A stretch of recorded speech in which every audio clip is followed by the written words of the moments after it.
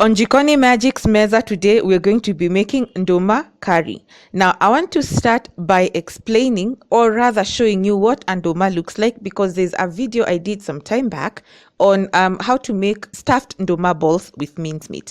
People didn't understand what Nduma was. Even after I told them that it's known as arrowroot or taro root, they still couldn't get what Nduma looks like. So this is what it looks like. I've stopped assuming that everyone knows what it looks like, and from here let me move on to how I prepared it. I started off by peeling it. It's not a hard thing to peel.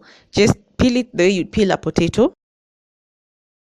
And once I was done with peeling it, I proceeded to chop it up into pieces of about 2 inches, maybe 1.5, thereabout. You can chop it up into pieces that suit you, but don't let them be too big, okay? Because they should be bite-sized pieces. Next, I washed my Nduma pieces until the white cloudy water ran dry. Next, I placed them on my steamer that I had already filled with water up to about halfway up. Then I steamed these ndumas for some 30 minutes or so until they just became tender and they were breaking apart. So in the meantime, as the ndumas were steaming, I started working on the curry part. I started by melting coconut oil in my preheated sufuria, and to that I added my sliced onions. Cooked them for about 4 minutes or so until they just started turning brown at the edges, and then I added finely minced ginger and garlic, which I cooked for about a minute.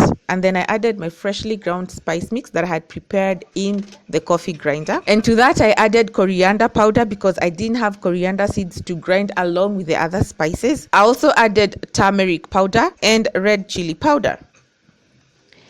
I stirred and made sure that I mixed everything together.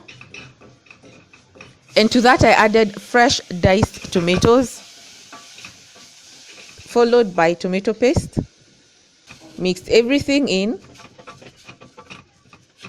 and then added salt to taste, and then I mixed everything, reduced the heat to a simmer, covered, and left the tomatoes to soften for about 5 minutes. Meanwhile, I checked on my ndumas just to see how they were doing and where they were at, and I found that they were not yet cooked to my satisfaction, so I decided to give them some more minutes for them to become soft to my liking. So here I am. My tomatoes had softened and they had already broken down. At this point, it's when I added water. This is how I normally like to do it if my aim is to ensure that the tomatoes completely break down and sort of disappear into the dish. I find that if I add my water too early, I'll still have the tomatoes showing in my food. Sometimes I really don't want to see the tomatoes that much. And then at this point, it's when I add my ukwaju or tamarind paste. I already have a video up in my channel on how I make the ukwaju paste. You can look at it if you're interested and make your own in the house if you're at a place where it's hard to find the ukwaju paste.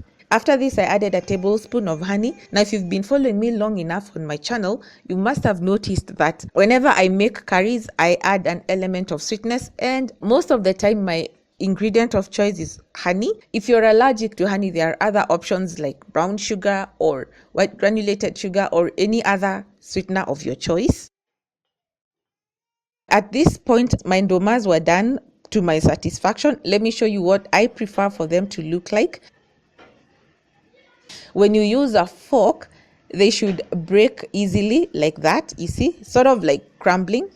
That is what I prefer, and I was satisfied with that. I turned off the heat and I now checked on my curry. 10 minutes had already passed and my curry was to where I wanted it to be. And to this I added my pre-cooked ndumas that I had just finished steaming.